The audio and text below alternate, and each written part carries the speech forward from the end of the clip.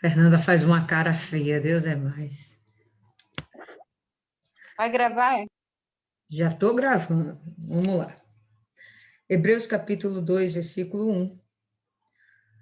Por esta razão, importa que nos apeguemos com mais firmeza às verdades ouvidas, para que delas jamais nos desviemos.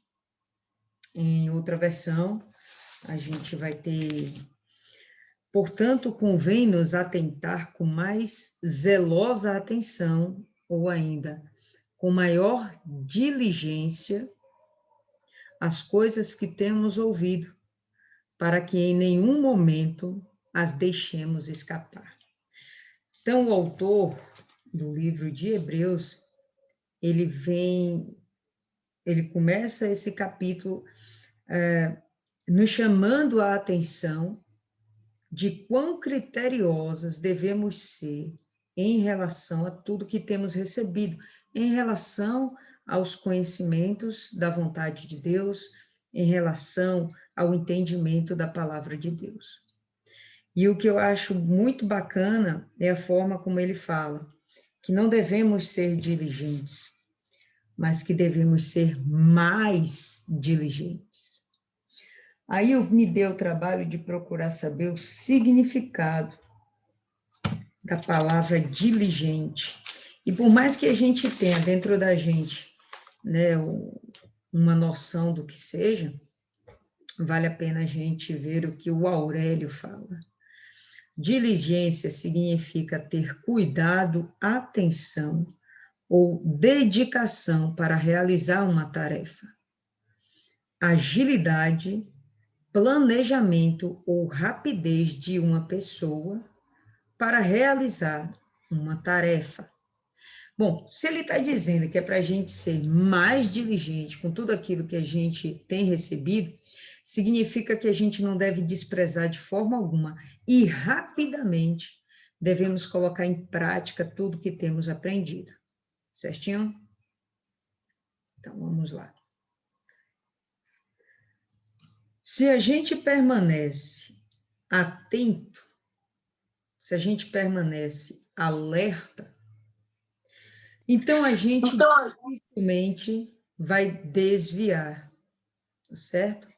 Paloma, seja bem-vinda aí, Paloma. Vou desativar aqui seu áudio, tá bom? Mas quando você precisar, quiser falar, é só levantar a mão que a gente abre.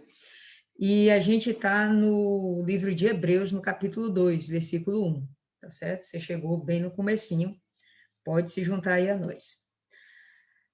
Tá certo? Então, se a gente permanece atento, se a gente permanece vigilante, então dificilmente a gente vai cair. Então, é isso que ele está falando. Olha, vamos ficar bem alerta com aquilo que a gente tem recebido, tá certo? Através de quem? Através dos profetas, através dos ensinamentos que foram nos dados, inclusive, pelo próprio Senhor Jesus.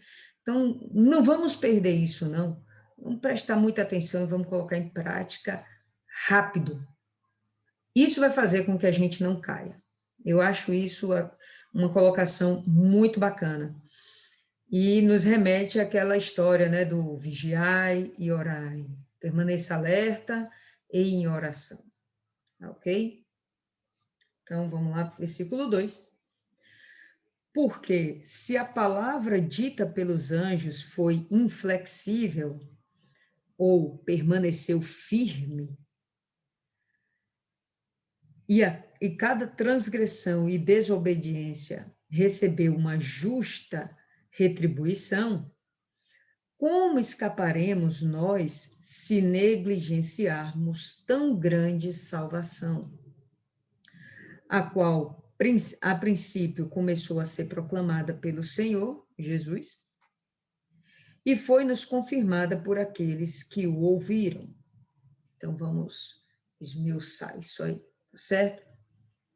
Quando ele fala que a palavra foi falada por anjos, não são tão somente os anjos realmente, as miríades de anjos que o Senhor tem, mas também os profetas. Lembra que ontem a gente falou isso, que os anjos, na palavra de Deus, às vezes não são tão somente aqueles anjos, aqueles corpos espirituais que têm poderes especiais e que servem diretamente a Deus e estão diante da face de Deus. Mas também os homens que se colocam à disposição de Deus, que são servos de Deus, tá certo? E que obedecem todo o mandar do Senhor. E aí a gente vai ter aqui nesse momento, né, esses anjos de Deus que pregaram a palavra firme, a gente pode entender aqui como os antigos profetas também, tá certo? E aquela palavra que foi pregada, de forma alguma, ela se passa, né? A gente já sabe que céus e terra passarão, mas a palavra de Deus permanecerá. Então, a palavra que foi anunciada através dos profetas é a palavra de Deus, e de forma alguma ela passará, tá? Assim como toda transgressão e desobediência ao quê? A palavra de Deus.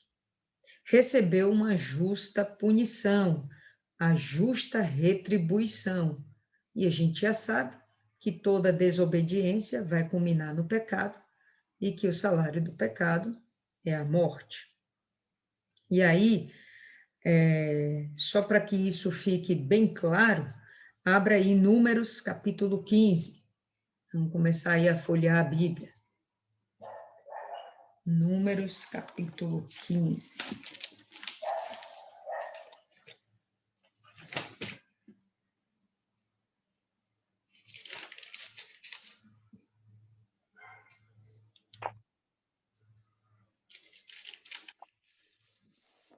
Ok? Todo mundo abriu já?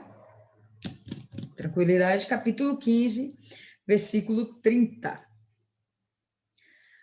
Mas a pessoa que fizer alguma coisa temerariamente, quer seja dos naturais, quer dos estrangeiros, né?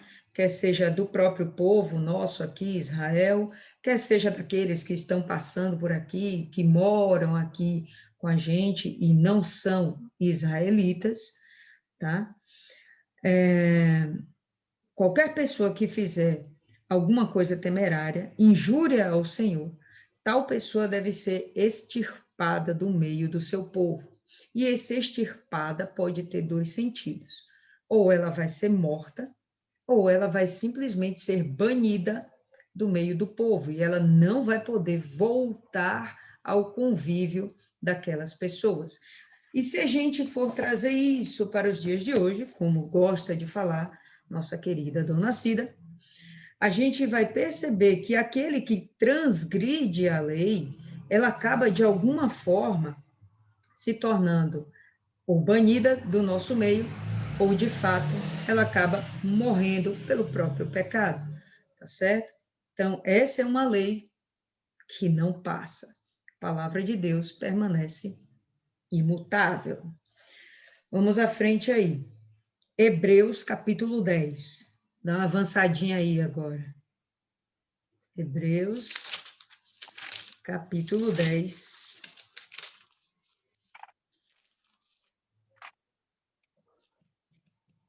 Ok, todo mundo? Versículo 28.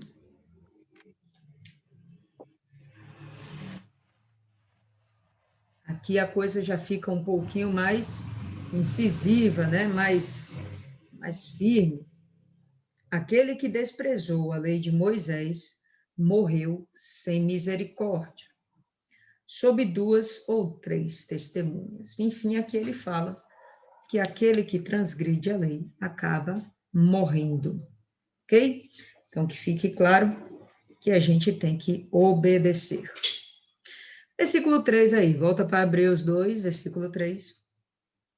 Como escaparemos nós se não atentarmos para uma tão grande salvação? Como poderíamos desprezar uma tão grande salvação? A qual começou a ser anunciada pelo Senhor e foi-nos confirmada pelos que a ouviram. Então, o próprio Jesus, ele começa a trazer uma mensagem de salvação, salvação da alma, Tá, pessoal? A gente não está falando das coisas aqui desse mundo, a gente está falando de coisas espirituais, de coisas maiores, coisas concernentes ao espírito, à alma. Então, como é que a gente vai ouvir, receber essa mensagem de salvação que o Senhor Jesus nos deu e que, inclusive, aqueles que andaram com ele também continuaram propagando? Como é que a gente vai fazer pouco caso disso? Não, a gente tem que ser diligente. Nós devemos estar muito atentos, porque senão podemos acabar morrendo. Então, no versículo 4, a gente vai ter testificando também Deus com eles, por sinais e milagres e várias maravilhas e dons do Espírito Santo distribuídos por sua vontade. E aí ele acrescenta, né? Que essa palavra foi pregada, palavra de salvação, foi pregada e não tão somente pregada, mas acompanhada dela vieram os sinais, os prodígios, as maravilhas, os milagres, todos aqueles potentos que o Senhor Jesus fez e que os seus discípulos, após a sua ressurreição, né, após a sua ascensão, melhor dizendo, aos céus, também fizeram, agora através do Espírito Santo.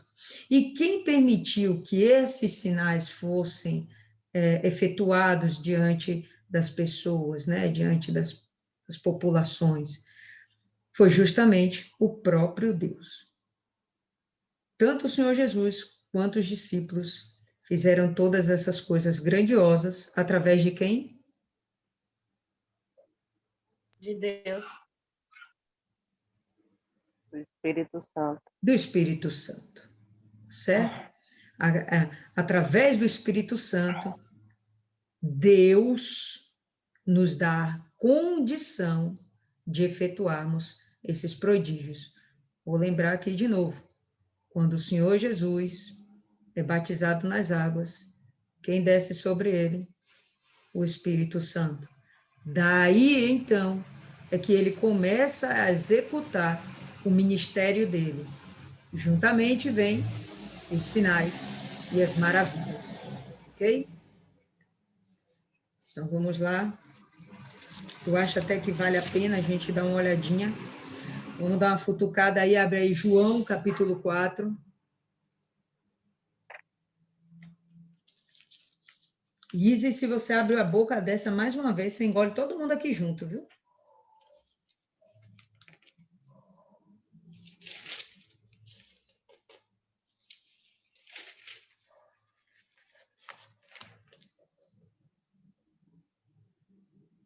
Ok? João capítulo 4, todo mundo abriu? Versículo 48. Olha o que a gente vai ter aí.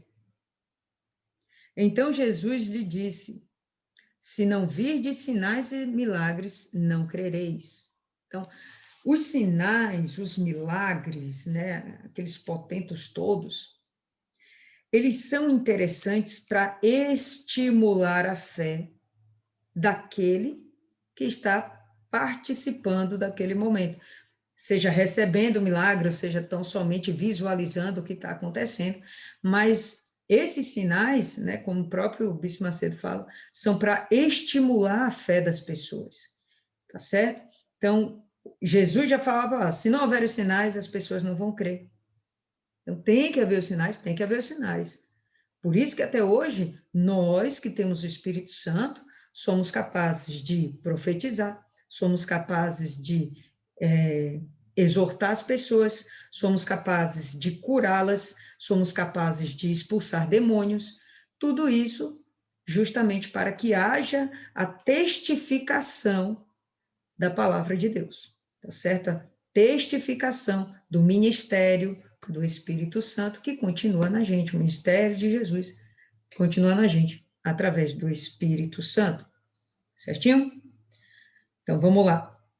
Versículo 5, volta aí para Hebreus, tá certo? Hebreus 2, versículo 5. Porque não foram aos anjos que sujeitou o mundo futuro, de que falamos, ou, em outra versão, porque aos anjos ele não sujeitou o mundo futuro, do qual falamos. E o que está exatamente querendo dizer esse versículo? Quer dizer justamente que tudo foi dado ao homem para que o homem dominasse. Quando Deus criou tudo, ele falou com Adão o quê? Agora, tudo isso é seu, domine. Está tudo sujeito a você. E Deus deu autoridade para Deus sobre, ou para Deus, para Adão sobre todas as coisas, ok? E é isso que ele fala, né? Não foi aos anjos, ele não sujeitou o mundo para os anjos, ele sujeitou o mundo para os homens. A correlação que o autor está querendo fazer aqui é que Jesus, enfim, veio nessa terra também como homem. E no final, quem vai sujeitar tudo é o Senhor Jesus, certo? Vamos continuar aí com o entendimento, tá certo? Versículo 6. Mas alguém em certo lugar testificou, dizendo: o que é o homem para que lhe dê atenção, ou o filho do homem para que o visites, né? O homem não é porcaria nenhuma, mas ainda assim, aprove a Deus dar o domínio da terra ao homem. Bom, a gente já sabe que o homem caiu, pecou, e ele acabou dando essa autoridade para Satanás, tá certo? Então, pessoal, abre aí em Jó capítulo 7.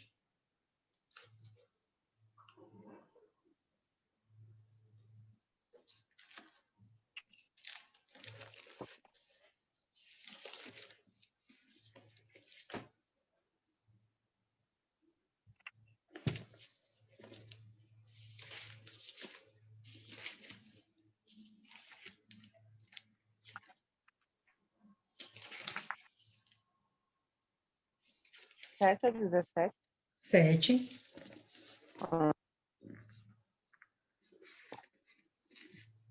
Ok?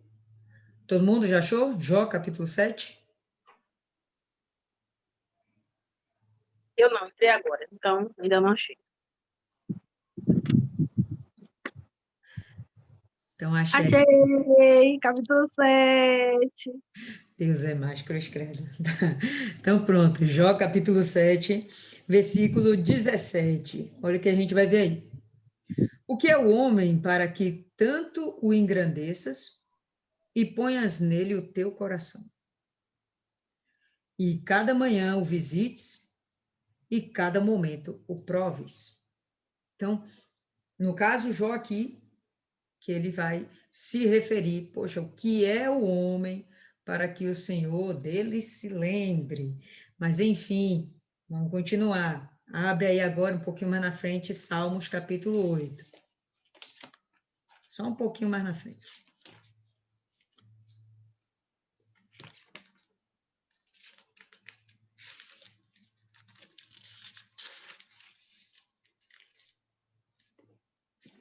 Todo esse capítulo de Salmo, ele está falando do homem. Vamos lá, todo mundo já abriu? Ok, ok? Ok, ok. Isis. Pronto, beleza. Então, Salmo 8, vamos para o versículo 4. Que é o homem mortal para que dele te lembres, e o filho do homem para que o visites? Pois pouco menor o fizeste do que os anjos, e de glória e de honra o coroaste. Fazes com que ele tenha domínio sobre as obras das tuas mãos, tudo puseste debaixo de seus pés. Então, por mais que o homem não seja lá grande coisa, ainda assim é a obra-prima de Deus. E Deus amou tanto o homem e fez ele realmente para ser uma autoridade aqui na terra, que sujeitou tudo a ele. Então, é o que está escrito aqui. né? Fazes com que ele tenha domínio sobre todas as obras de suas mãos. Bom, qual é a obra das mãos de Deus? Tudo, tá certo? E aí a gente pode pensar, mas e o universo? E as galáxias, né? E toda essa coisa muito mais grandiosa que os nossos olhos nem conseguem alcançar, de tão grande que é.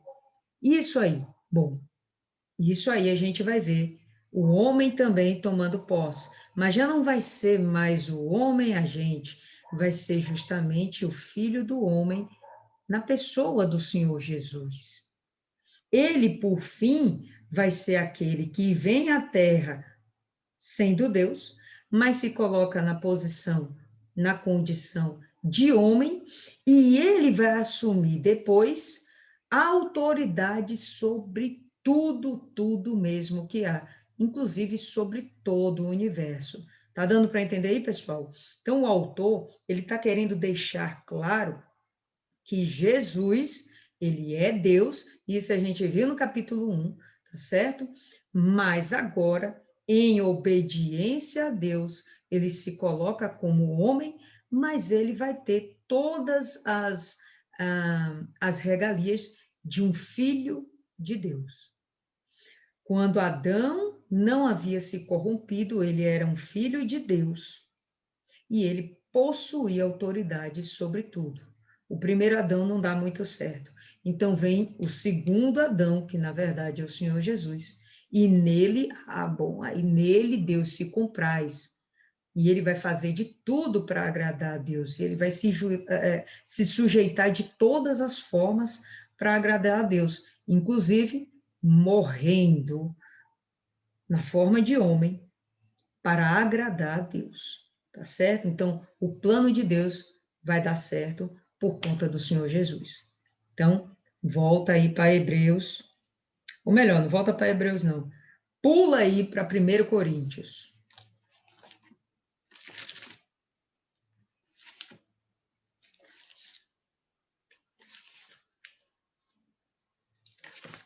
Isis, presta atenção aqui, deixa esse menino lá, pelo amor de Deus. 1 Coríntios, no capítulo 15.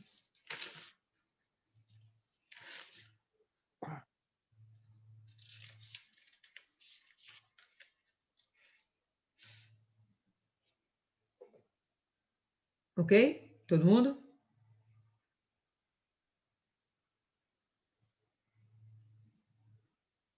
Primeiro Coríntios 15, versículo 23. Mas cada um por sua ordem, ou melhor, vem para o 22 só para o 23 fazer mais sentido. Porque assim como todos morrem em Adão, assim também todos serão vivificados em Cristo. Mas cada um por sua ordem. Cristo, as primícias. Ele ressuscitou, ok? Depois, os que são de Cristo na sua vinda, tá? Aqueles que, no momento do arrebatamento, vão ressuscitar. Depois virá o fim, quando tiver entregado o reino de Deus ao Pai, e quando houver aniquilado, sujeitado, todo o império e toda potestade e força, tá? Vou abrir aqui em outra versão não, que vai dar muito trabalho, mas enfim, fica aqui claro que Jesus, ele vai acabar, no final das contas, aniquilando, sujeitando, estando com autoridade sobre todas as forças, inclusive a força do diabo, inclusive ao poder da morte. Ele vai se colocar acima de tudo isso, ele vai sujeitar tudo isso, ele vai dominar tudo isso, ao seu tempo, tá certo? Como fica aqui claro, ao seu tempo, tudo isso ele vai estar dominando. E quando isso tudo tiver dominado, o que ele vai fazer? Como um bom filho, vai entregar tudo isso a Deus. Ficou claro isso aqui? Ou vocês não pegaram isso aí, ó? Depois, no versículo 24, depois virá o fim, quando tiver entregado o reino a Deus, ao Pai. e quando houver aniquilado todo o império e toda potestade e força. Então, ele vai pegar, vai cumprir toda a vontade de Deus, e ele já fez isso, ou melhor dizendo, ele já está fazendo isso, né? Já fez a primeira parte, que eu acho que foi a maior parte, ele se colocar como homem aqui na Terra e acabar morrendo pelos pecados de quem ele nem conhecia, tá bom? Ou melhor, né, nem de quem ele não conhecia, de quem nem existia ainda, como a gente, por exemplo, né?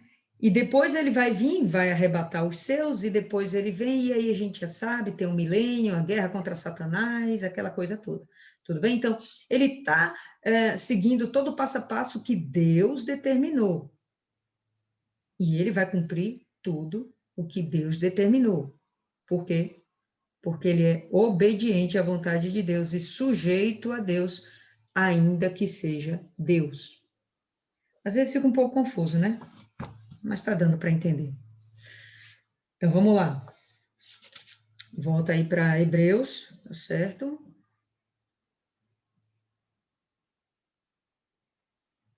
Então, né, okay.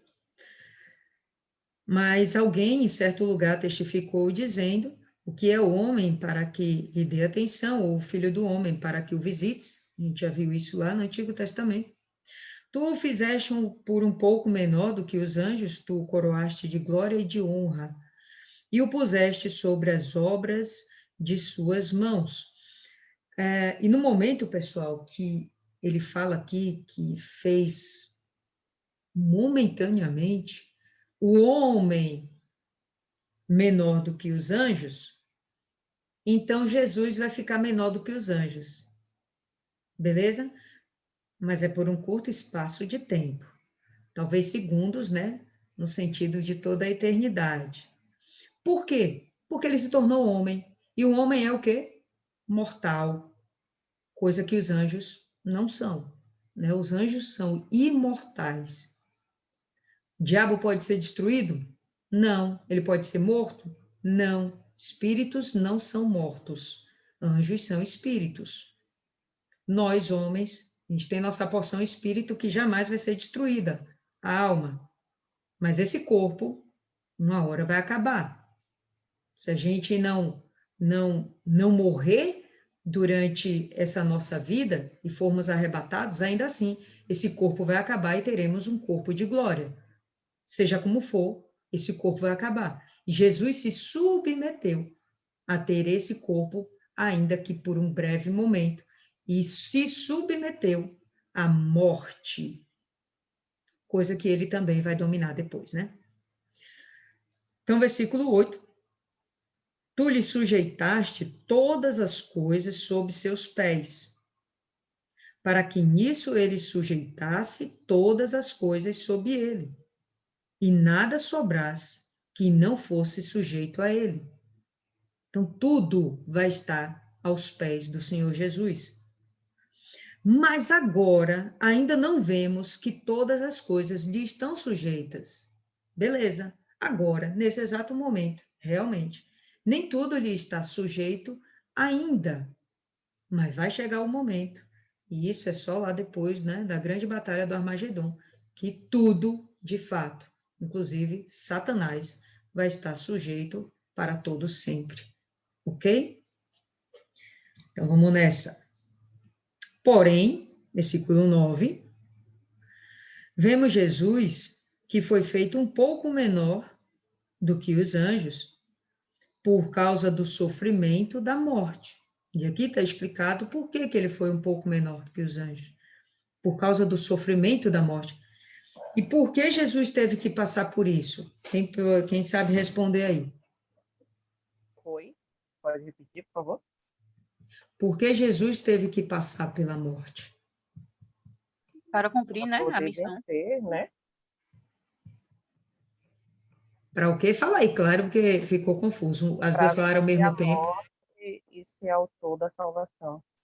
Isso aí mesmo, muito bom, tá certo? Mas para sermos mais objetivas ainda, né? Ele foi aquele que se deu como oferta pelos nossos pecados, tá? Então, quando havia a oferta pelo pecado, tinha que haver o sacrifício.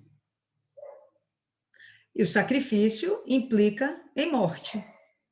Então, o que poderíamos dar pelos nossos pecados, né? Então, a gente estaria até hoje sacrificando bicho. Jesus, ou melhor, Deus, teve a incrível ideia, não, vou pegar meu filho, que é sem pecado, e vai bastar esse sacrifício, porque de uma vez por todas não vai ser mais necessário a morte de animais, a morte de nada, para que então os nossos pecados sejam perdoados. Então, ele é o sacrifício perfeito. Como sacrifício, tinha que passar pela morte. Estão entendendo, pessoal? Estou tentando esmiuçar bem para a gente ficar com essa coisa bem clara, esse entendimento ficar bem claro em nossa cabeça. Por que que ele foi feito um pouco menor do que os anjos? Não é que ele foi feito menor do que os anjos, é que em algum dado momento da existência dele, ele se sujeitou a vir à Terra como homem, tá? Não, eu particularmente não admito que Jesus é menor do que anjos. Não admito. Mas nesse momento, ele foi feito um pouco menor. Tudo bem?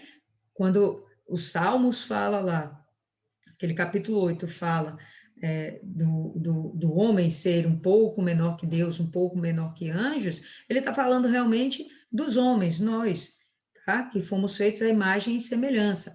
Mas Jesus não é a imagem e semelhança de Deus. Jesus é o reflexo de Deus. Ele é igual a Deus. É diferente, certo? Então, vamos lá. A Andresa levantou a mão. Pode falar aí, Andresa. Não, seria para, quando a senhora falou a questão que não há mais o sacrifício, né, por meio dos animais, seria exatamente a questão do derramamento do sangue, não é isso? Porque o Senhor Jesus foi o último, né? Exatamente. Seria o derramamento do sangue. O último, o maior e o mais perfeito. Tá certo? Vamos lá que a gente vai falar ainda sobre isso um pouco mais à frente. Tá? Porém, vemos Jesus, que foi feito um pouco menor do que os anjos, por causa do sofrimento da morte. Porém, contudo, todavia, entretanto, olha que 10, coroado com glória e honra, para que pela graça de Deus pudesse provar a morte no lugar de cada homem. Então, já que ele passou pela morte, já que ele sofreu o que toda a humanidade deveria ter sofrido, beleza, ele ganhou uma grande premiação. Ele foi coroado de glória e honra. Mega top, ninja, perfeito, tá certo? Maravilhoso isso. Valeu a pena, tá? Então, só para a gente esmiuçar um pouquinho mais, abram aí em Atos, capítulo 2.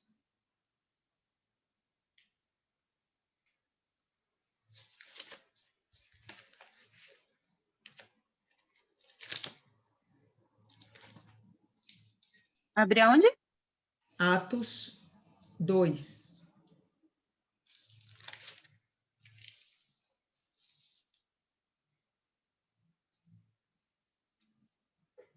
Todo mundo abriu?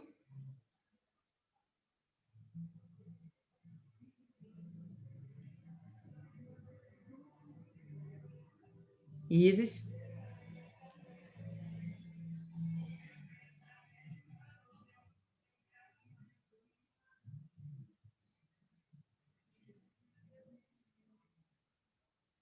Depois de João, Isis.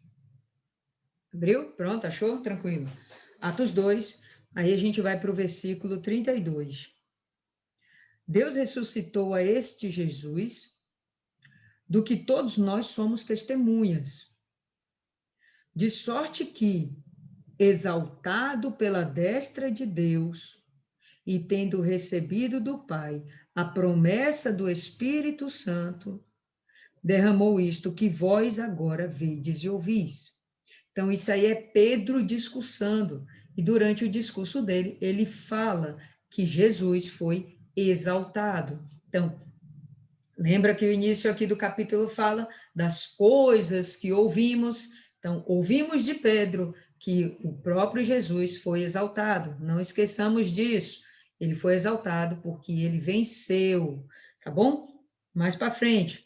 ou melhor, mais para trás, abre aí João, capítulo 3. Esse versículo todo mundo conhece, né? 3,16.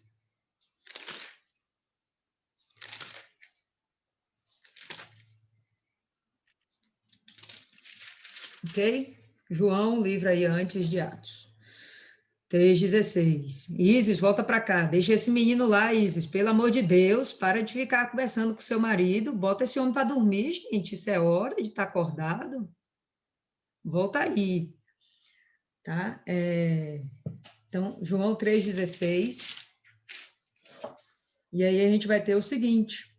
Porque Deus amou o mundo de tal maneira que deu o seu Filho unigênito, Filho único, para que todo aquele que nele crê não pereça, mas tenha vida eterna, né? Versículo assim, mega conhecido. Então, mostra aqui que Jesus se sujeitou à vontade de quem? Deus. Quem foi que deu o Filho? Foi Deus. E ele se submeteu à vontade de seu Pai, ao ponto de se tornar homem e morrer. Então, aqui está a sujeição dele e a morte dele, sendo retratada aqui através de João, mais um dos que falaram a respeito dessas coisas. Agora, abre aí Filipenses, já é mais para frente.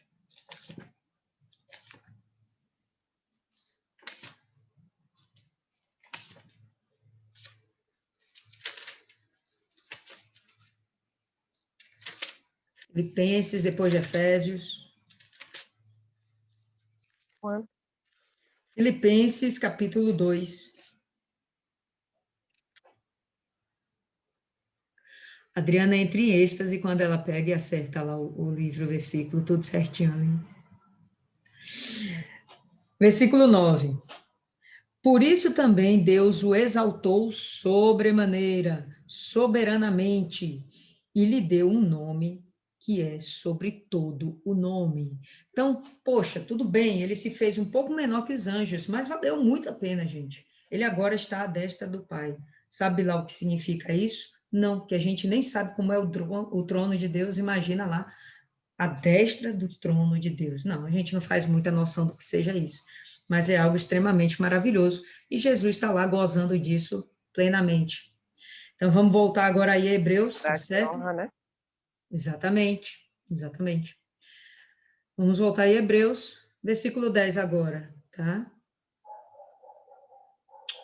Porque convinha que aquele para quem todas as coisas e por quem são todas as coisas, em trazer muitos filhos à glória, tornar o capitão da salvação deles perfeito através dos sofrimentos, certo? Então, era necessário, convinha, que aquele a quem são todas as coisas e por meio de quem são todas as coisas, e a gente sabe que esse é Jesus, todas as coisas são dele, vieram por ele, são para ele, ok? Ele é herdeiro de tudo no final das contas, e diga-se de passagem, ele auxiliou Deus na criação de tudo que há. Então, tudo que existe é dele, foi feito por meio dele e é para ele. Então, convém, né, que ele, convinha a ele de trazer muitos filhos à glória e se tornar capitão da salvação. Perfeito. Por que perfeito? Justamente porque ele passou pela morte e ressuscitou. Ok? Então, a perfeição dele está em ter vencido a morte e, principalmente, ter passado por tudo isso na forma de homem, sendo tentado e ainda não se submeter ao pecado. Tá? Então, a perfeição nele está nisso aí. Ele se sujeitou, foi tentado, não pecou e ainda aceitou morrer pelos pecados de outrens. Tá?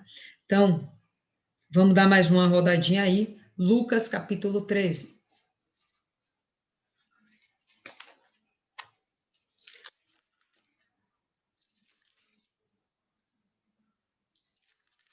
13.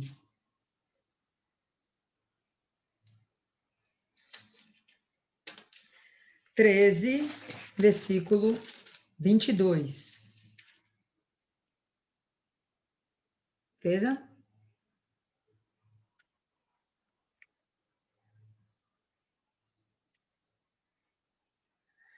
E percorria as cidades e as aldeias, ensinando e caminhando para Jerusalém.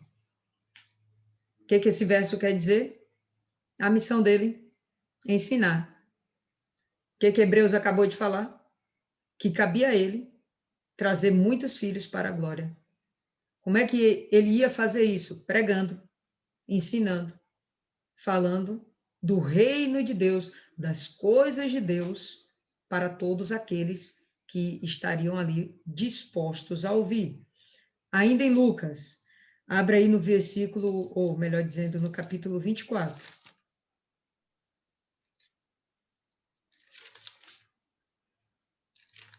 Então, pregando, ele trouxe muitos filhos para Deus. E no capítulo 24, versículo 26, a gente vai ver que ele precisava sofrer. Porventura não convinha que o Cristo padecesse estas coisas e entrasse na sua glória? Isso aqui é ele mesmo falando. É o próprio Jesus falando, tá? E no versículo 25, acho que vale a pena assim, né? Ele lhes diz: ó nécios e tardios de coração para crer tudo o que os profetas disseram. Né? Então, o autor desse livro já começa falando isso, olha, vamos estar atentos, sejamos diligentes. E aqui o próprio Jesus vai falar isso também, tá? Nécios e tardios de coração, duros de coração, para crer em tudo aquilo que os profetas disseram. Porventura não convinha que o Cristo padecesse estas coisas e entrasse na sua glória? Então era necessário que ele passasse por isso, era necessário que existisse um mega sacrifício pelo perdão dos pecados de toda a humanidade. Isso era necessário. E aí vamos agora, volta aí para Hebreus, vamos continuar aí no versículo 11. Porque tanto o que santifica como os que são santificados são todos de um. Quem santifica? Quem santifica? Tem medo não, povo. Fala aí, quem santifica?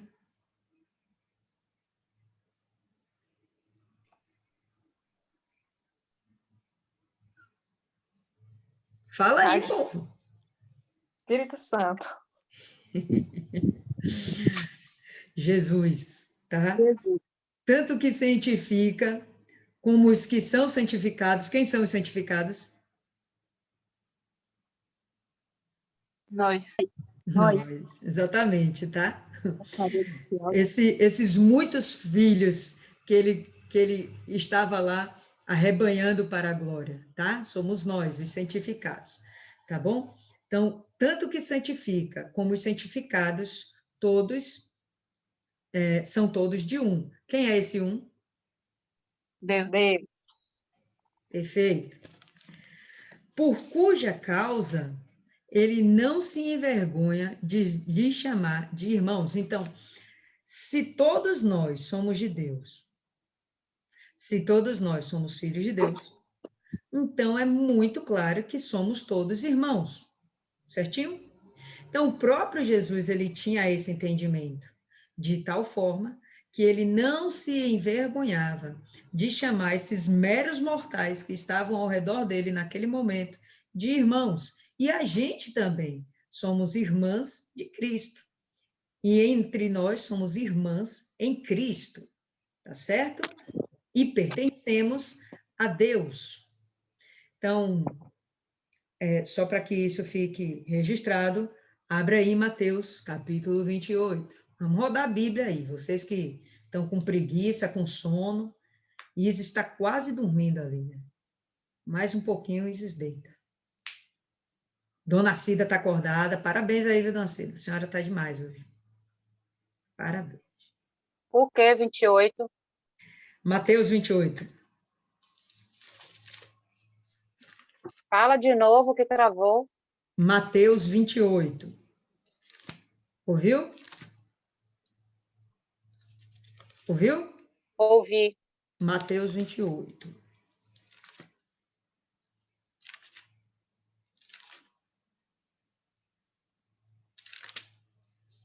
Mateus 28, versículo 10.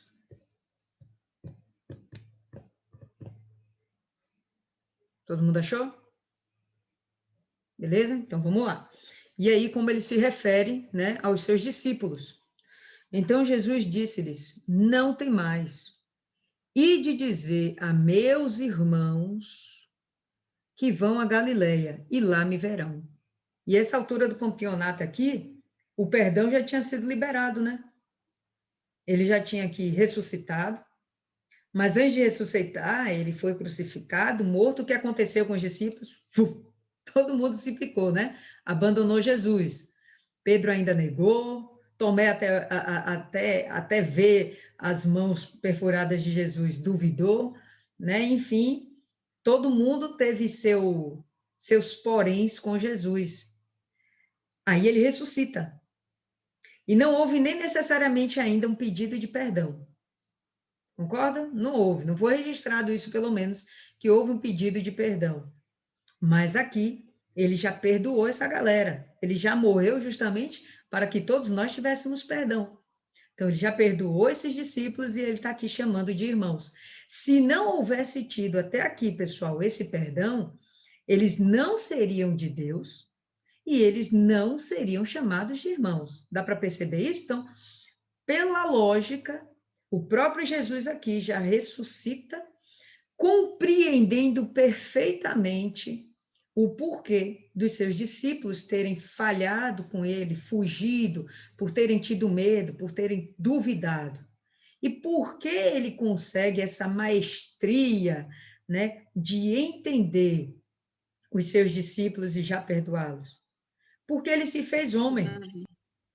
Porque ele se fez homem. E justamente ele se Para isso. fazendo...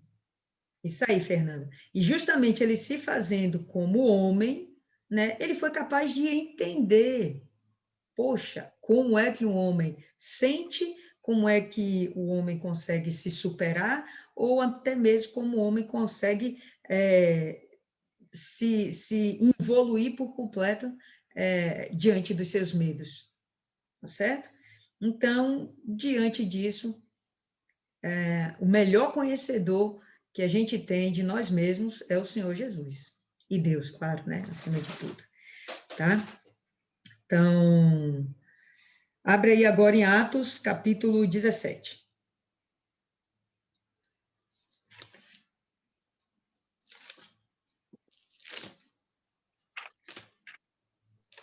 Atos o quê?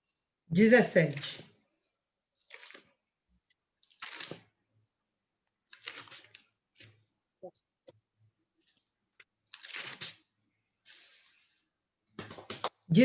Verso 28. Verso 28 fala assim: porque nele vivemos e nos movemos e existimos, como também algum dos vossos poetas disseram, pois somos também sua geração.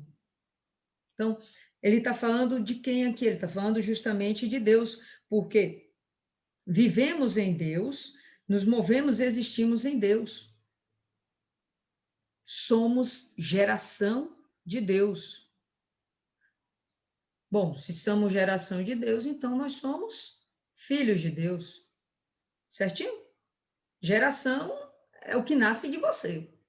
Não é tão somente criação. Entende? Como aqui a gente já se torna filho de Deus. Tá certo? E, por consequência, irmãos em Cristo. Então, agora, só para completar, vamos para Hebreus, mas agora vamos para o capítulo 10. Volta aí para Hebreus, capítulo 10, versículo 10.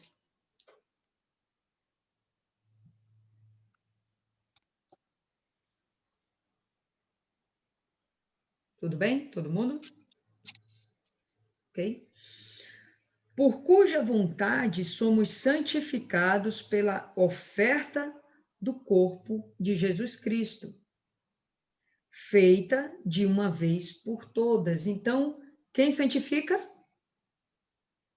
O Jesus, Senhor Jesus. né? Somos santificados pela sua oferta, que foi Ele mesmo. Através dele, tivemos a remissão de nossos pecados. E se a gente for avaliar, deixa eu ver, eu peguei aqui, até para a gente expandir o nosso entendimento, santificar, para quem não sabe ainda, significa separar do pecado para servir a Deus. É um processo de purificação do pecado. Então, através de Jesus, nós temos essa oportunidade. Porque, repetindo, com a morte dele, o sacrifício perfeito, o derramamento de sangue puro, nós tivemos acesso ao perdão de todos os nossos pecados. Volta aí para Hebreus 2 e vamos continuar. No versículo 12. Só para dar continuidade, vou voltar 11 aqui, né? Porque tanto o que santifica como os que são santificados são todos de um, são todos de Deus. Por cuja causa ele não se envergonha de lhe chamar de irmão. Por causa de Deus, né? Jesus não tem vergonha de chamar todos nós de irmãos, dizendo: anunciarei o teu nome a meus irmãos. Eu, Jesus, vou anunciar o teu nome de Deus aos meus irmãos. No meio da igreja, cantar-te-ei louvores. E outra vez, porei nele a minha confiança, e novamente, contemple a mim e aos filhos que Deus me deu. Tá? Seriam palavras do próprio Jesus. Isso está escrito em Isaías, a gente não vai abrir agora, tá certo? Só para a gente não perder tempo, tá certo? Está escrito em Isaías e está escrito também no livro de Salmos. Versículo 14. E já que os filhos são participantes da carne e do sangue, ele também participou das mesmas coisas. Nós, como filhos de Deus, somos carne e sangue. Jesus, filho de Deus, se fez também carne e sangue. Participou das mesmas coisas. Quais são as mesmas coisas que a gente participa? Sentimentos, né?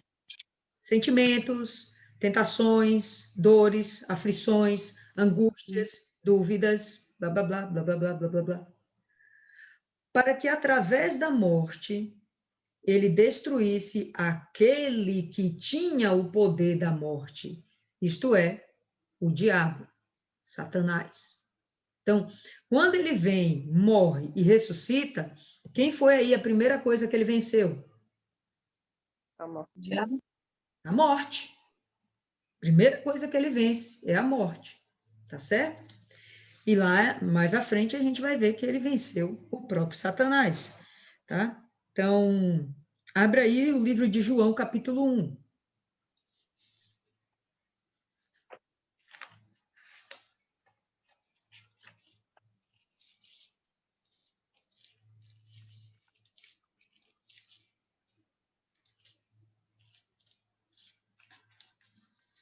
Ok, todo mundo abriu aí já? Espera aí que eu não abri ainda.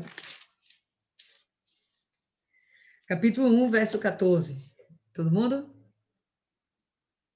Verso 14. E achou no templo os que vendiam bois e ovelhas. Peraí, povo, peraí, que não é esse não. Diferente. Não é isso aqui não. Eu estou no capítulo 2 ainda, foi mal, desculpa aí.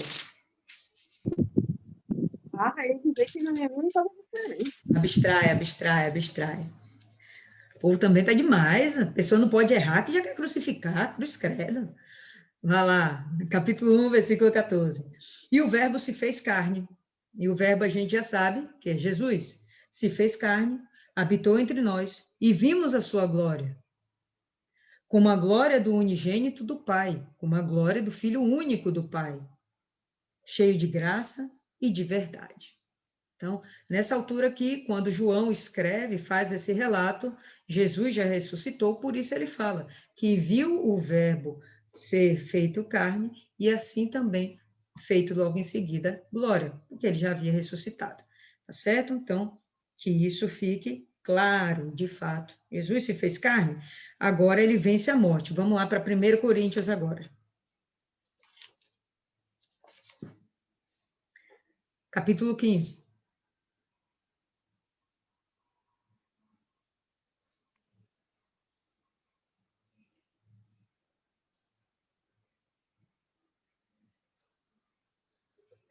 Capítulo 15, versículo 54.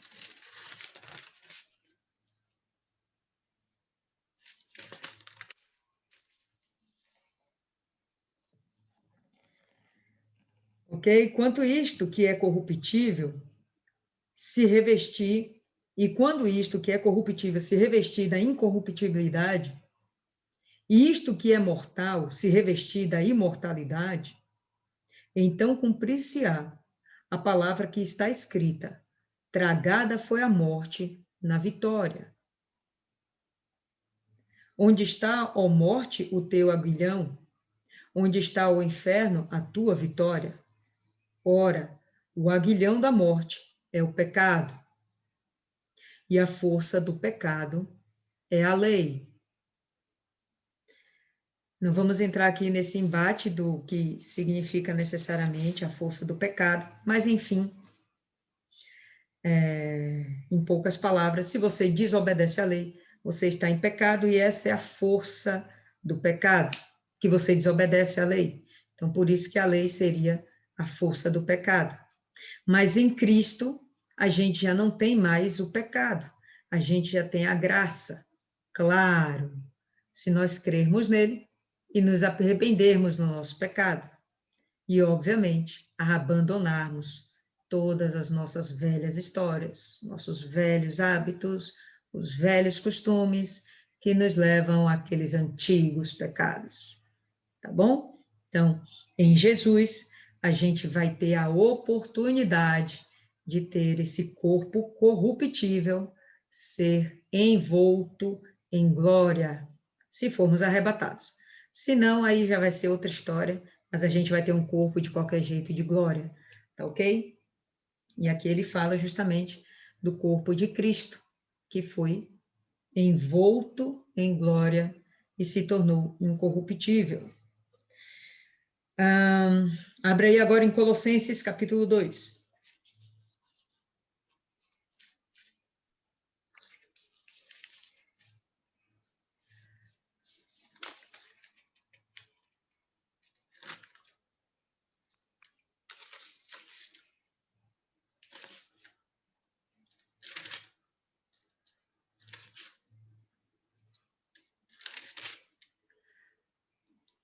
Todo mundo abriu? 4, é? Não, é capítulo 2. Colossenses, capítulo 2.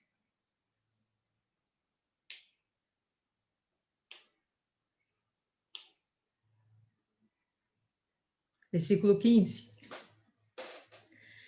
E despojando os principados e potestades, os expôs publicamente, e deles triunfou em si mesmo. Então, quando ele vence a morte, ele vence também a Satanás. E no final das contas, ele vai sujeitar tanto as potestades, os poderes, como tudo mais. Ok? Então, só estou trazendo para vocês, né, esse jogo aí de palavras para que fique fixado realmente o entendimento, tá, do que o autor aqui está querendo nos dizer. Agora abre em 2 Timóteo, mais um pouquinho na frente.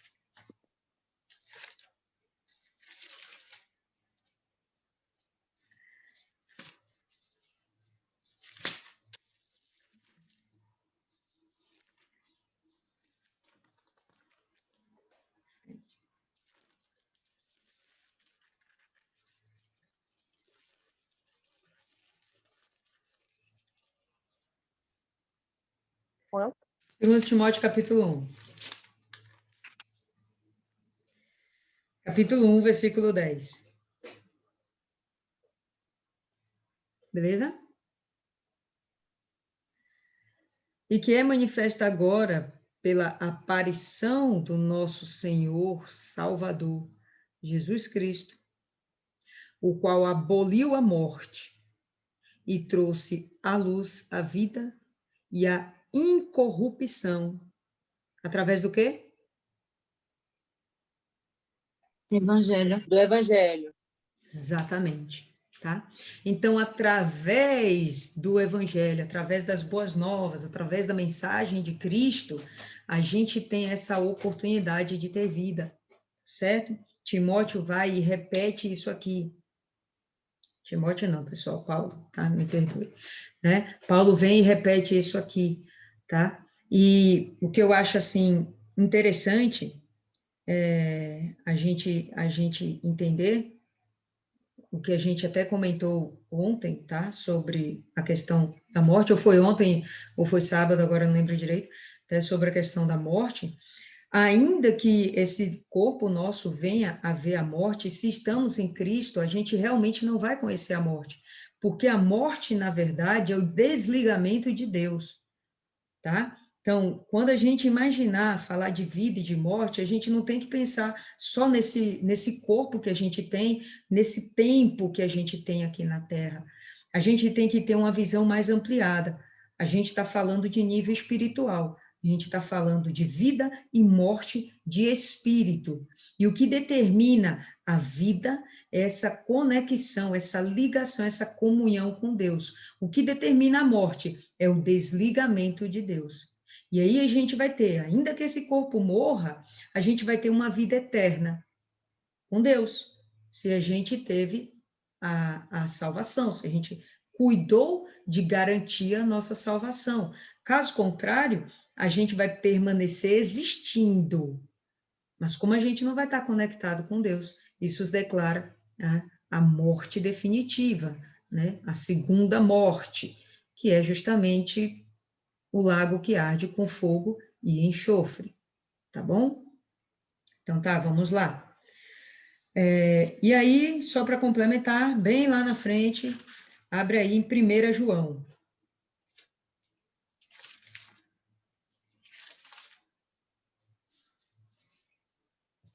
1 João, capítulo 3, pertinho aí de Apocalipse.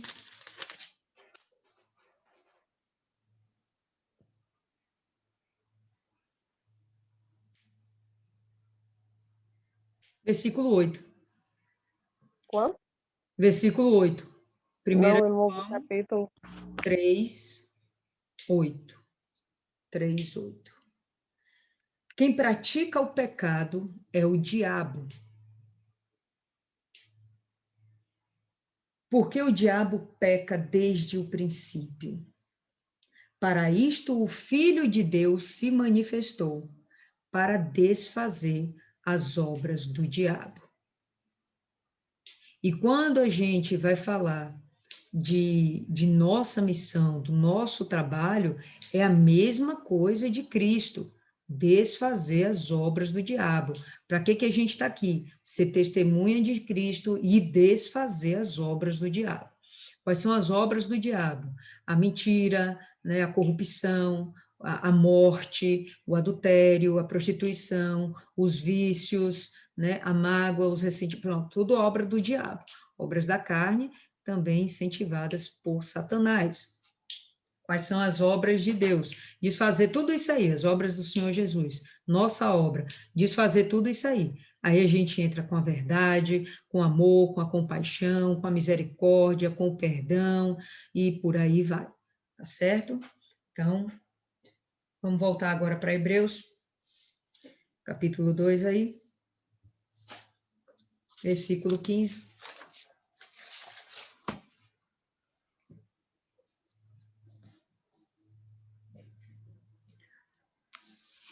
Vou voltar para o 14 só para dar continuidade à linha de raciocínio. E já que os filhos são participantes da carne e do sangue, ele também participou das mesmas coisas, para que através da morte ele destruísse aquele que tinha o poder da morte, isto é, o diabo, e livrasse aqueles que, por terem medo da morte, estavam por toda a vida sujeitos à servidão. Então, aquele que tem medo da morte acaba se tornando escravo. Escravo de quê? Do diabo? Do pecado. Abra aí o áudio, dona Cida. Fala aí para todo mundo ouvir. Dona Cida, a voz da experiência. Escravos do quê? medo. Escravos medo. do medo. A gente acaba se tornando escravo do medo. Tá? No momento que a gente vira escravo, se submete ao medo, vira escravo do medo, a gente aniquila a nossa fé em Deus. Quem tem fé em Deus não tem medo da morte. Pelo contrário, a morte é o que vai nos dar, a morte da carne, é o que vai nos dar acesso a esse encontro com Deus. Então, quem tem Deus não tem medo da morte. Mas quando você se torna, né, temeroso de morrer, você se tornou agora refém de Satanás. Então, sua vida... é lucro. A morte é lucro para a gente, né? Quando você não entende isso, você se torna refém de Satanás. E aí agora você vai viver sob o jugo do medo. O medo é do diabo, o medo não é de Deus, tá?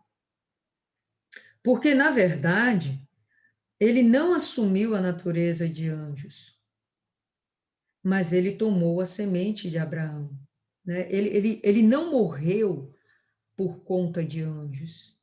Ele morreu para salvar a semente de Abraão. O pacto inicial foi com quem? Com Abraão, né? O grande pacto. O pacto de Deus com Abraão. Em ti serão benditas todas as nações, todas as gerações, todas as famílias da terra, né? Esse pacto se aperfeiçoa na pessoa de Jesus. Agora você tem a salvação, não é só ser bendito. Agora você tem uma aliança eterna com o Pai. Você tem conexão, você vai estar com o Pai face a face. Em dado momento da nossa existência, isso vai acontecer. E diga-se passagem, agora está mais perto do que nunca. Versículo 17. Por isso, em todas as coisas, convinha-lhe que fosse feito semelhante aos irmãos, para que fosse um sumo sacerdote. Olha só aqui, ó. Qual a grande vantagem de Jesus ter se feito homem? Qual a grande vantagem de ele compreender a natureza humana e ser um sumo sacerdote misericordioso? Né? Nós, como homens, a gente nem sempre é misericordioso. Por quê? Porque nem sempre a gente entende o outro. A gente se coloca na nossa posição e, às vezes, o erro do outro, né, aos nossos olhos, é passível até de morte. A gente julga muito mais do que a gente perdoa ou compreende. Claro que nós estamos nos aperfeiçoando nisso e cada dia que passa a gente se torna mais compreensível, né, com o nosso irmão, até aqueles que não são nossos irmãos, mas são pessoas, né, que não são da fé, mas a gente compreende cada vez mais, né, os seus erros, suas falhas, né, as agressões que eles fazem com a gente passa a compreender mais. porque a gente começa a viver em Cristo, porque a gente tem o Espírito Santo, e a gente vai tendo novos desenvolvimentos, a gente vai tendo um crescimento gradual, a gente vai passando por esse processo de purificação, de santificação, onde a gente vai acabando tendo mais complacência, né, com as pessoas, e a gente vamos nos tornar cada vez mais misericordiosas. Jesus, ele já compreende a natureza humana de uma vez por todas. Enfim, ele é Deus, ele se fez homem, mas ele é Deus. Tá? A gente entende muita coisa de nós mesmos. Eu não tenho inclinação para mentira. Eu não tenho inclinação para mentira. Mas a pessoa que tem inclinação para mentira, eu vou julgar com muita facilidade. Meu Deus, como é que mente assim? Poxa, por quê? Porque eu não entendo como é que mente assim. Mas a pessoa que tem inclinação para mentira, ela vai querer ser compreendida. Porque ela entende essa inclinação. Talvez outra pessoa que tem inclinação para mentira vai entender também aquela pessoa e vai ser muito mais fácil perdoá-la. Será que está dando para entender? Né? Eu tenho inclinações para determinadas coisas. As pessoas que têm essa determinada inclinação, eu sou muito mais fácil de compreender. Por quê? Porque eu sou capaz de fazer aquelas mesmas coisas. E eu sei como me dominar. Então, eu vou compreender aquela pessoa, eu vou tentar ajudá-la. Olha, você se domina dessa forma. Vou dar a dica. Mas aquelas pessoas que não têm as mesmas inclinações que eu, não vou ser capaz de compreender perfeitamente. E aí eu vou ser juíza, né? Eu vou cobrar. Em vez de compreender, eu vou exigir. Poxa, você tem que ser diferente, velho. Eu não sei como é que você consegue ser assim. Pelo amor de Deus, você é muito cabeça dura. Né? E por aí vai. Tá certo? Mas Jesus não. Jesus é capaz de compreender a natureza humana. Ele é capaz de compreender. E assim se tornou um sumo sacerdote perfeito, perfeito para nós homens, tá? Extremamente misericordioso. E fiel em todas as coisas que pertencem a Deus. É misericordioso para com os homens e plenamente fiel para com Deus. Deus mandou ele fazer, ele cumpre imediatamente. Para com a gente, pedimos perdão, ele perdoa imediatamente. Claro, se há o arrependimento, né, pessoal? Tá?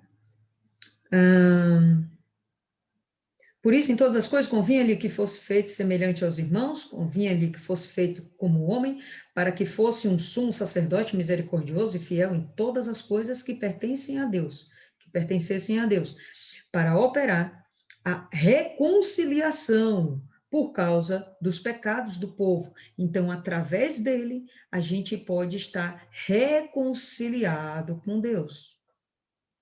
Bacana? Ele se torna aqui, então, o sumo sacerdote. Bom, vamos lembrar aí para que serve o sacerdote? Qual a função do sacerdote? Quem lembra aí? Aproximar o povo de Deus, mas não só isso, oferecer e ministrar o sacrifício. E Jesus fez tudo isso. Ele não só ministrou, como foi o próprio sacrifício. Exatamente. Esse é... Pode falar, Thaisa, vai. Ele aspirava nosso pecado, as pessoas levavam os animais, né? Para fazer expiação. Isso. Quem falou aí do fogo aceso? Que eu não vi. Mas, enfim. O sacerdote tinha muitas funções, tá? O sacerdote, ele de fato tinha várias funções. Mas a função primordial dele era oferecer os sacrifícios a Deus no lugar do ofertante, daquele que era o pecador, tá? Jesus, ele não mais oferece um sacrifício no lugar do pecador, ele é o sacrifício. O sumo sacerdote, ele ainda tinha uma atribuição pouco maior. Ele não oferecia o sacrifício pelo pecador, ele oferecia o sacrifício por si e por toda a nação. Então, o sumo sacerdote, ele tinha uma responsabilidade a mais.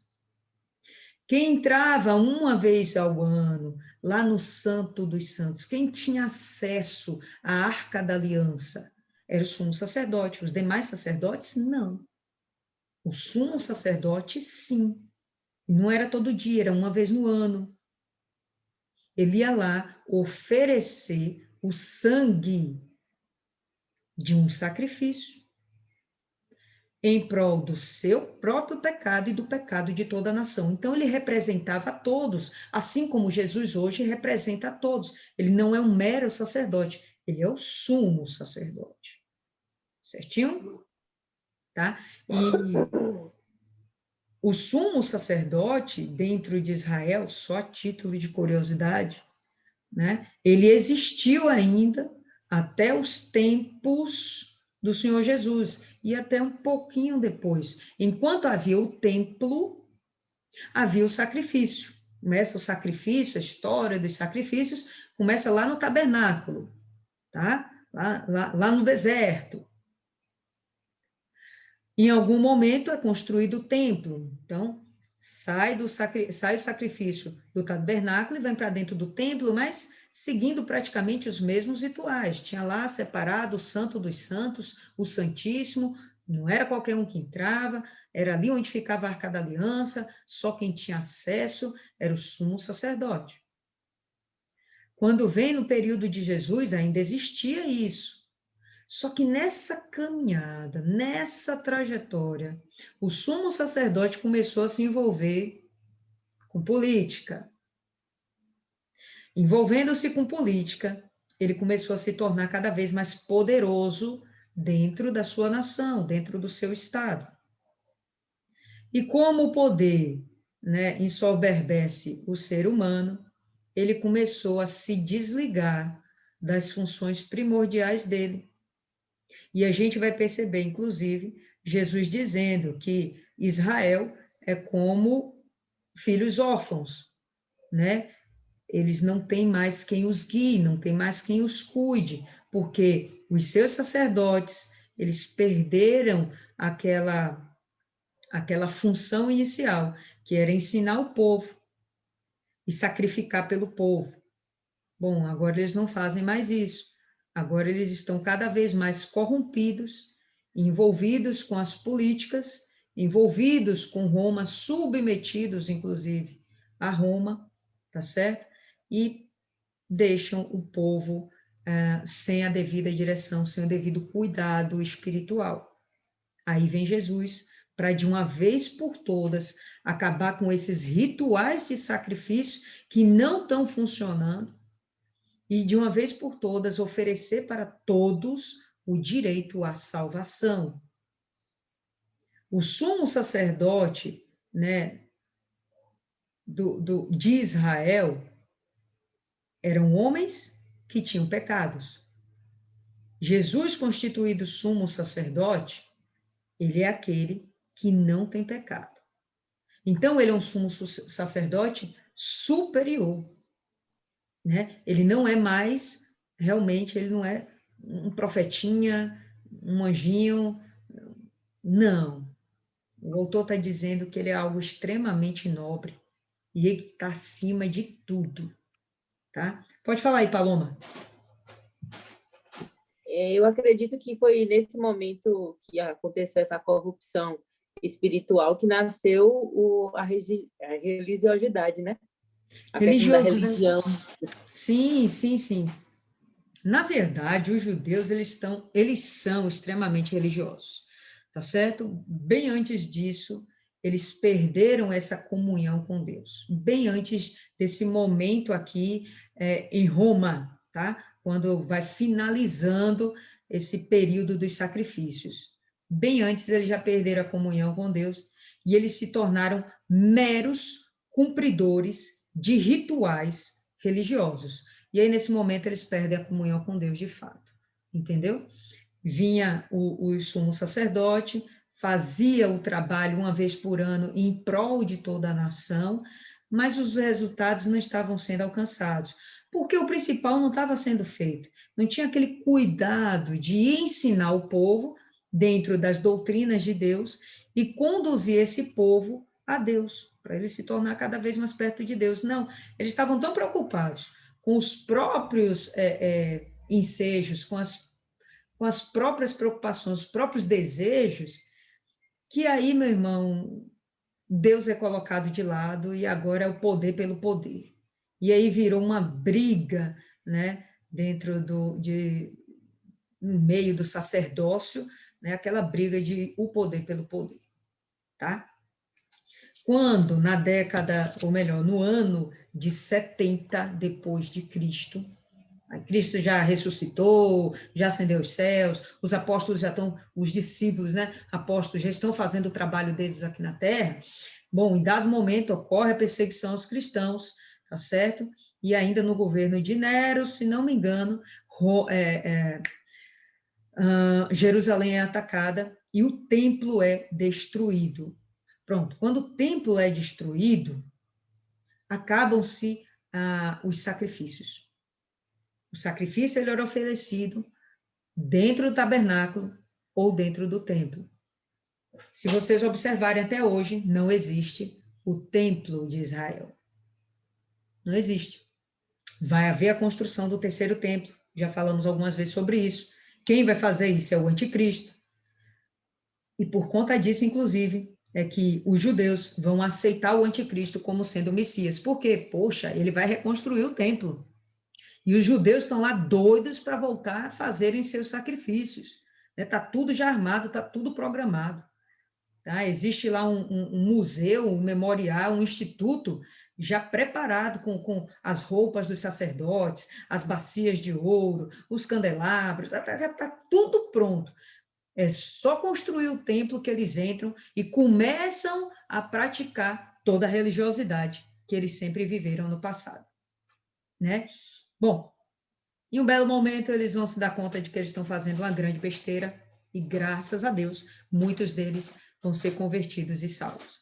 Mas até lá, os judeus até hoje vivem no engano, e o bacana, enfim, para a gente, é que Jesus assume essa postura de sumo sacerdote, tá? E hoje ele está diante do Pai, ofereceu um sacrifício mais do que perfeito e intercede por todos nós diante de Deus, né? Então, ele é o nosso advogado, tá bom? Bom, vamos concluir aí o livro, tá? Versículo 18. Porque naquilo que ele mesmo sofreu, sendo tentado, ele pode socorrer aos que são tentados. Então, mostra que essa característica humana do Senhor Jesus o torna apto para nos compreender e nos perdoar com muito mais facilidade. Se a gente for lembrar, pessoal, de Deus, um tempo de Deus, tão somente Deus, a gente vai voltar a Oséias e vai lembrar que Deus determinou o quê? Juízo, né? Vai morrer geral. Com Jesus, não, a gente já tem acesso ao perdão. Com Jesus, a gente já tem muito mais facilidade para não morrer sem a salvação. No tempo de Deus, olha, você tem a lei, você tem que obedecer a lei. Se não obedeceu a lei, então tá tudo bem. Então você vai morrer. Hoje, a gente tem direito ao perdão por conta do Senhor Jesus, tá? E por isso se diz que não vivemos hoje no tempo da lei, mas sim no tempo da graça, o que não significa que a lei foi abolida. Muito pelo contrário. Todos os estatutos de Deus estão em pleno vigor ainda hoje. E todos eles se resumem nas duas leis máximas. Quais são? Amar a Deus sobre todas as coisas e o próximo como a si mesmo. Ponto. Todo o Antigo Testamento, né? Todas as orientações de Deus se resumem só nessas duas grandes leis, e isso é que a gente tem que obedecer. Ok, pessoal?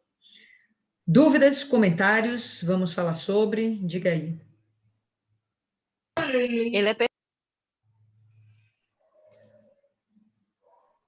Vamos lá, começa por quem aí?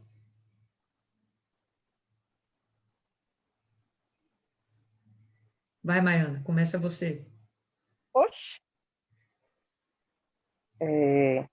Ele já começa aqui falando sobre algo muito importante, que é não negligenciar uma salvação tão grande, que custou um preço muito alto e que muitos não dão valor, que não foram eles que pagaram.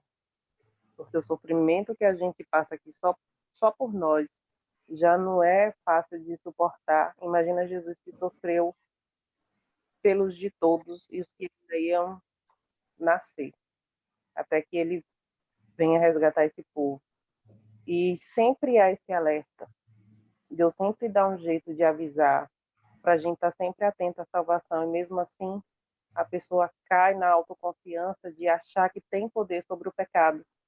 E de certa forma tem, mas para isso você tem que estar atento, você tem que estar vigilante, você não pode vacilar na sua fé, você tem que ver tudo como um alerta, como se fosse o próprio Deus falando. E Jesus, ele se fez, ele deixou tudo dele, ele deixou o seu unigênito para ser o primogênito. E aqui ele fala sobre os irmãos, mas se eu não me engano é em João que ele chama de filhinhos. Então ele não só ama como irmão, mas também como pai. E a ingratidão deve ser não, eu creio que é a maior dor de Deus, porque você fazer algo por uma pessoa e a pessoa não reconhecer aquilo já dói. Imaginem Deus, se ofereceu, fez tudo, e nem por isso ele sente vergonha de nós, porque o diabo deve estar lá, que nem na outra época que vivia no meio dos filhos de Deus, sempre acusando, apontando, e ele não se envergonha de ter feito o que fez, ele deixou tudo, e com isso ele ainda alcançou uma posição de destaque diante de Deus, e sofreu como um homem, porque por mais que fosse Deus, mas aqui ele estava num corpo que perecia, embora o corpo não pereceu, não se corrompeu, mas sofreu as mesmas tentações que a gente sofre. E às vezes as pessoas dizem que foi mais forte que eu, mas é como a gente aprende nas aulas, você só caiu na tentação da carne porque você não andou no seu espírito, não fortaleceu o seu espírito. Tem que haver na gente aquela humildade de não subestimar o inimigo, porque a gente não sabe as artimanhas. Se a gente não sabe de todas as artimanhas dele, a gente fica vulnerável. Porque hoje a gente aprendeu isso, mas a gente tem que estar sempre aprendendo, sempre procurar fechar as brechas, porque por mais que o perdão esteja oferecido aí, já foi oferecido e ele vai perdoar sempre, só que a gente não sabe o momento que a gente vai morrer. E numa dessas a gente morre no pecado e quem venceu a morte foi ele. Mas ele não tinha do que ser acusado diante do pecado. Ele absorveu tudo na cruz, ficou separado de Deus, mas ele conseguiu vencer. Mas se a gente morre no pecado, não vai ter mais salvação, não vai ter mais volta. Eu não quero estar diante do julgamento do trono branco. Ainda mais depois que eu descobri que vai ser 2 julgamentos, eu não quero ir para o julgamento do trono branco. E o último, que ele entende, e como a senhora também bem colocou, quando eu passo por algo, eu sei como ajudar aquela pessoa. Mas se eu não passo, e ainda que eu não passo, é muito fácil a gente julgar. Porque por mais que a pessoa diga, eu não julgo, no íntimo julga. Isso é mentira. Todo mundo julga. Ninguém tem coragem de dar sentença, mas o julgamento todo mundo faz. Mas ele passou por isso e entende, e muitas vezes a gente acha que o nosso pecado tem que ser perdoado e o do outro não. Acha que só a gente está certo e o outro não. Por que Deus tem que ser bonzinho comigo e tem que virar as costas para o outro? É realmente isso de se colocar e fazer o que Cristo fez. Até porque o juiz é Deus, e quando a gente condena aquela pessoa, a gente já está se colocando no lugar de Deus, que é pior ainda. Além de pecar por querer mal dos outros, julgar os outros porque a gente não sabe o que se passa na cabeça de cada um, ainda tomar o lugar de Deus. Perfeito. E aí, Adriana, você?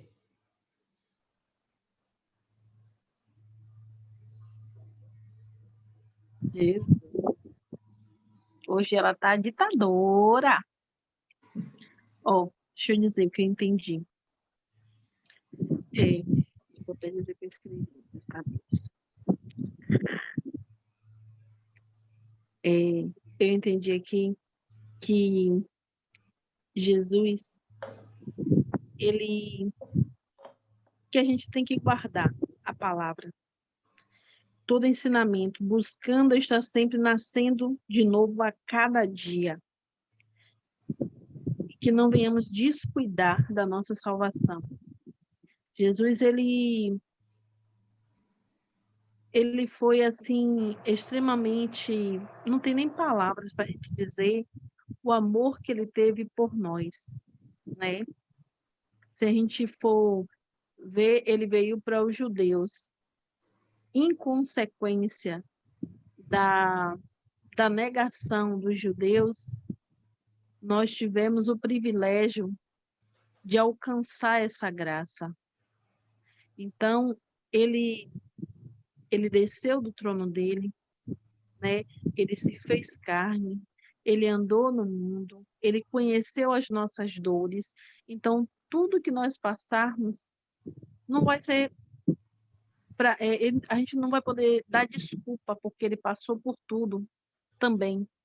Então, quando a gente vê as pessoas assim, puxa, é difícil. Fazer isso é muito difícil. Fazer aquilo é muito difícil.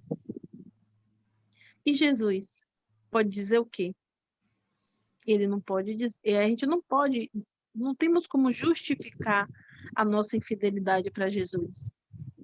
Porque se a gente pensar, ele era como nós, ele estava aqui na Terra como nós.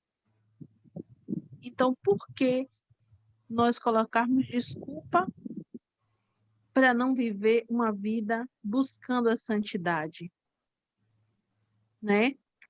A gente vê todos os relatos que é colocado na Bíblia, tudo que é dito, é um manual, é uma forma de como, você levantou, agradeça.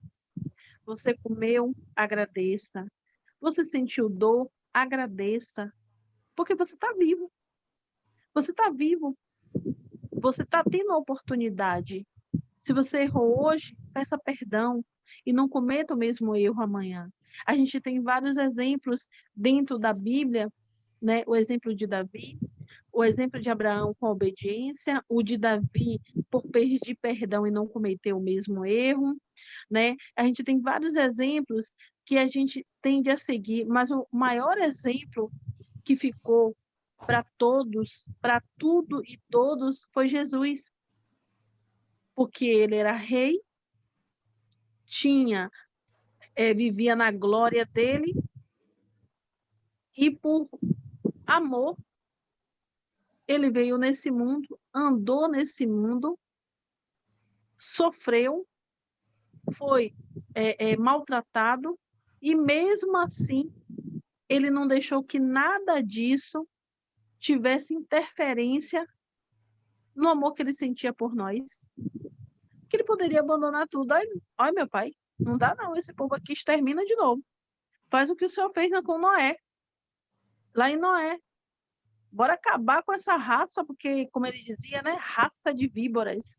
Então, mas ele via em Pedro, ele via em João, ele via em Mateus, ele via até no Lucas, que ainda ia de vir, né, que conheceu ele de ouvir falar, ele viu em Paulo que seriam pessoas que iriam se voltar para ele e iria conquistar, ganhar almas, né?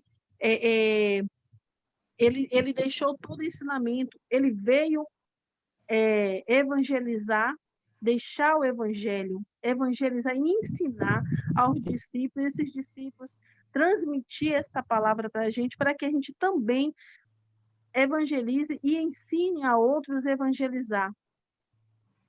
Se a gente partir antes da vinda, ou se a gente ter o privilégio de ser abduzido, ou de ser arrebatado. Então, o que acontece? A gente tem a oportunidade de levar a palavra, e quando a gente vê uma ou duas pessoas que tem um coração quebrantado e está sedento e que aceita uma oração, aceita o jornal, aceita ouvir falar de Jesus, se a gente se alegra, imagina ele, né? Então, é isso que nós temos que fazer. O que ele nos ensina, a gente tem que levar adiante. Então, como ele nos adotou, olha, é muito forte isso. Ele não ter vergonha da gente. Nós somos pecadores. Nós somos pessoas de pensamentos levianos, de condutas que a gente fez lá atrás, no passado. Então, ele não tem vergonha. Então, a gente não pode ter vergonha do nosso próximo. A gente não pode ter vergonha daquele irmão que está ali sentado, às vezes nem um banho tomou, não tem uma comida, não tem um alimento. Então, nós estamos aqui para isso. Muitas passagens que agora vem assim na mente, que a gente vê como Jesus, os discípulos, muitas vezes até escolhia, mas ele não, ele veio para todos. Quando a gente vê a mulher, a mulher samaritana, né? Não me lembro agora. Dos cachorrinhos, ela vinha ali e gritava, Senhor, Senhor. A fé dela, ele viu naquela mulher uma fé. O cego no meio do caminho, que gritava, Jesus, filho de Davi. Então, nele não tinha aquele negócio de dizer assim, não, esse daí eu não vou curar, não. Ele não. E os discípulos, às vezes, muitas das vezes, escolhia. E ele não. Ele deixou um exemplo que ele veio para todos. Para os desdentados, com os pernas, com os braços, com barriga grande, com barriga pequena, com peitão, ele veio para todos. Ele não tem distinção, ele não tem preconceito de raça. Então, esse é o nosso Jesus. E a gente tem que fazer o que ele fez, praticar o que ele sempre praticou. A gente ainda tem a sorte que não vai ser crucificado, porque já foram crucificados lá Mateus, Pedro e os outros. A gente não vai ser. Não sei o que vai acontecer, né? Mas a gente não vai ter essa sorte que não vai ter nada disso. Então, o que vier para a gente é lucro. Eu quero saber onde foi que você leu que Mateus foi crucificado. Foi degolado, morto. Ele foi, de alguma forma, ele morreu. Então. Certo, Martiane.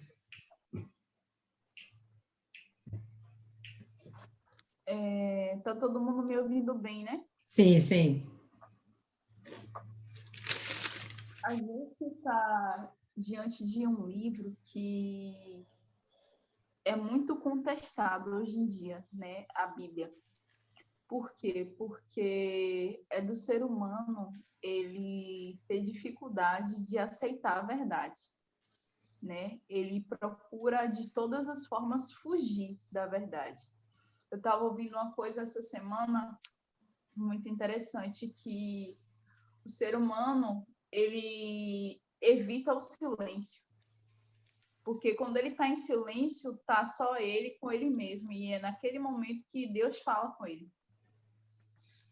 E Deus fala assim, em detalhes, tipo, você está perdido. Se você morrer hoje, para onde você vai?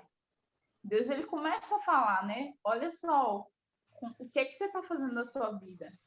Tipo, e ali a pessoa só em silêncio começa a ouvir os pensamentos, né?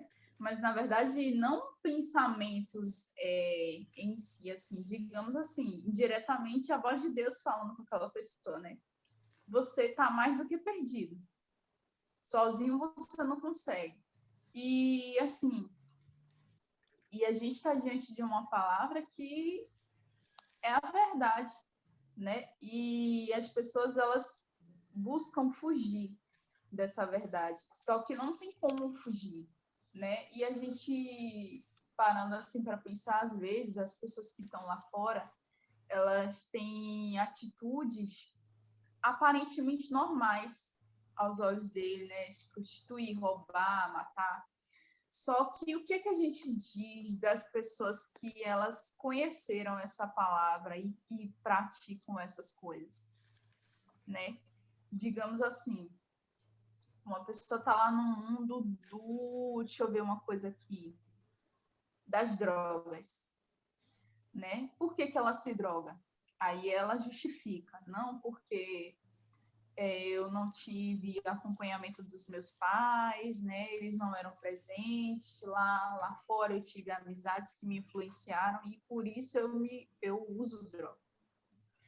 Só que o que podemos dizer de uma pessoa que está na igreja, conhece a palavra, estava lá fora, veio para dentro da igreja, mas continua com essas práticas, né?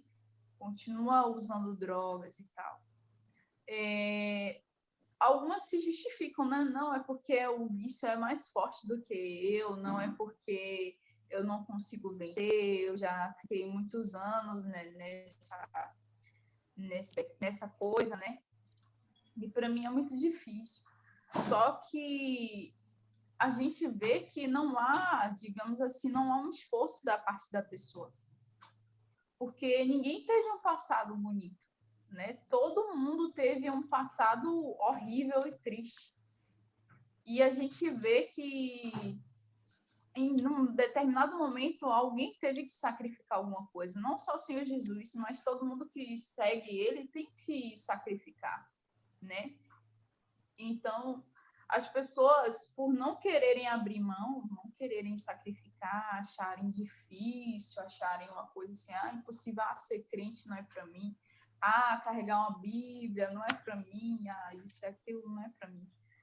E elas procuram fugir, só que não tem como, porque aqui está escrito, porque se a palavra falada pelos anjos permaneceu firme, e toda a transgressão e desobediência recebeu a justa retribuição, como escaparemos nós se não atentarmos para uma tão grande salvação?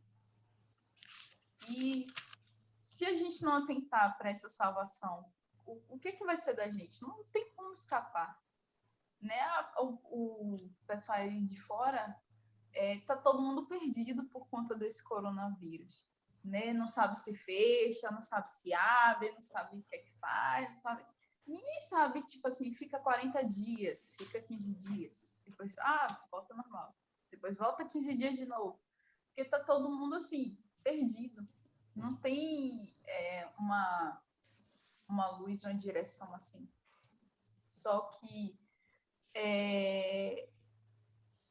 como que um amor tão grande é revelado para uma pessoa e essa pessoa ela resolve virar as costas para esse amor, como que ela vai escapar, né? Eu estava assistindo um filme recente de a redenção de Jackson, um negócio assim, e tem um pastor pregando sobre as 3 cruzes, né? O sacrifício. Aí ele falou assim que a cruz do meio representa o caminho, e tem a cruz do lado direito e a cruz esquerda. Aí ele falou assim que de um lado estava alguém que se perdeu do caminho, e do outro lado estava alguém que achou o caminho. E isso eu achei muito interessante, porque ambos eles tinham cometeram delitos, ambos estavam sendo condenados, e ambos tiveram a mesma oportunidade. Que se perdeu do caminho, ele viu o caminho diante dele, só que ele não aceitou. Ele não quis aceitar. Talvez, eu não sei o que passou na cabeça dele, mas deve ter passado assim, que era tudo mentira. Ou então que era realmente verdade na mente dele, só que ele não estava disposto a crer, porque ele sabia que se ele cresce, ele ia perder alguma coisa. Ele ia perder, não por fora, porque não tinha como ele ali na cruz perder alguma coisa, mas interiormente ele ia perder alguma coisa. Talvez uma razão de estar certo em alguma coisa, talvez alguma coisa dentro dele ele ia perder. Já o segundo não. O segundo, ele reconheceu que ele já tinha perdido tudo, não tinha mais o que ele perder, e ele não queria perder a chance da salvação. e ele se entregou a essa tão grande salvação que a gente acabou de ler aqui. E o que me chamou a atenção foi no versículo 18, que fala, porque naquilo que ele mesmo, sendo tentado, padeceu, pode socorrer aos que são tentados. E eu vi isso, aqui fala da natureza de Cristo, mas todos aqueles que se entregam a essa tão grande salvação, elas sofrem também essa transformação, né? Daquilo que, exemplo, um dia sofreu, hoje tirou como experiência para ajudar outras pessoas. Tipo assim, um dia eu roubei. Tipo, mas eu aceitei essa tão grande salvação. Hoje em dia eu vou ajudar as pessoas que roubam. Um dia eu fui viciado em alguma coisa. E eu aceitei essa tão grande salvação, eu não recusei ela. E eu sofri essa transformação e hoje eu ajudo o quê? Os viciados. E eu achei isso muito forte. E não tem como dar desculpa, porque a Bíblia é clara. Aqui o versículo 14 fala que todos os filhos participam, né, da carne e do sangue, e ele participou das mesmas coisas. Então, ele sabe o que é ser traído, ele sabe o que é ser injustiçado, ele sabe o que é praticamente, digamos assim, vamos nos colocar no lugar de Jesus, tá certo? Jesus, ele estava ali cercado por pessoas que, durante 3 anos, que ele confiou, entre aspas, ele confiou, porque a Bíblia fala que ele conhecia o coração, ele não confiava em todos, mas ele deu coisas na mão dessas pessoas, né? Ele se permitiu a essas pessoas conhecerem ele. E o que é que acontece? Tipo assim, pessoas que estavam com ele, comiam na mesa com ele, de repente traíram ele. Poxa, ele sentiu a mágoa bater a porta do coração dele, mas ele não deixou entrar. Vamos ser honestos. Ele sentiu, porque ele era carne, igual a gente. Às vezes a gente sente isso, a mágoa bater a porta e a gente está amarrado onde Jesus, ela vai embora. E ele sentiu isso, ele sentiu o que enfim, a Bíblia não fala, mas a gente sabe que o Senhor Jesus, ele foi carne, então ele passou por tudo que o ser humano passa. Ele teve infância, ele teve juventude, ele teve o lado dele adulto. A Bíblia não descreve em detalhes, mas a gente sabe, porque cada um de nós já passou pela fase. Eu ainda não passei a fase adulta, tá? Eu estou na juventude. Mas as senhoras que estão mais aí um pouco... Vocês passaram por tudo, né? Por essas fases. Então, o Senhor Jesus, ele passou por tudo isso. Então, não tem como dar desculpa de não aceitar essa tão grande salvação por causa disso, por causa daquilo, por dar um pretexto, sendo que ele mesmo falou, né, lá no livro, nos evangelhos, né? Mateus, Marcos, Lucas, tem de bom ânimo, pois eu venci o mundo. Ou seja, em outras palavras, vocês têm que vencer o mundo também. No mundo a gente vai ter aflição. No mundo, ele foi o primeiro a dizer, né? No mundo tereis aflições. Eu nunca vi nenhum outro falar assim na Bíblia, no mundo você vai ter aflição e tal. Não, ele foi o primeiro a falar, no mundo tereis aflições, mas tem de bom ânimo, pois eu venci o mundo. E mais à frente também fala, né, que a vitória que vence o mundo é o quê? A nossa fé. Então, a gente tem que viver também pela fé, né? Não viver de religiosidade, porque é pela fé que a gente vai conseguir agradar a Deus, é pela fé que a gente vai conseguir andar com Deus, né? E é isso aí. Beleza. Meninas, Fernanda, Paloma, vi aí que vocês levantaram a mão. Só que faltam 3 minutos para meia-noite. E amanhã é dia de branco, de preto, de amarelo, de tudo. Então, vou encerrar os comentários hoje por aqui, tá certo, pessoal? Mas a gente vai se encontrar novamente na quinta-feira. Paloma, você está convidada a participar novamente, tá certo? Vai ser às 22 horas. E, como é que se diz? Como Fernanda levantou a mão primeiro, então, Fernanda, aí você faz a oração e vamos encerrar a meditação de hoje, beleza? Ok. Você não falou demais, Vamos não, poder falar. Não, você não falou... duas coisinhas. Você não falou demais, não, Martiane. o tempo que foi curto mesmo, tá? E outra coisa, a Adriana falou aí da mulher samaritana e da ideia dos cachorrinhos. Só para ficar claro, era a mulher cananeia, viu? Não vem com a samaritana fora da ordem, não. Então, vai lá, Fernanda, pode fazer aí a oração.